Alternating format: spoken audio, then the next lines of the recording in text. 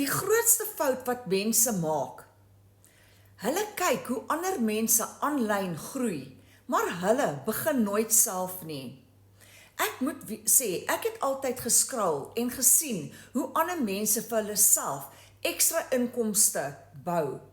Maar ek het gedink ek was te laat of ek het nie ervaring nie. Totdat ek eendag besef het, ek moet 'n plan maak om vir myself 'n ekstra inkomste stroom te bou. Ek het toe begin en ek het besef ek het nie eintlik ervaring nodig gehad nie. Digitale bemarking is nie net oor verkope nie. Jy leer hoe om sosiale media en die internet slim te gebruik om geleenthede vir jouself te kan skep. En daardie geleenthede of daardie skills wat jy leer, raak al hoe belangriker.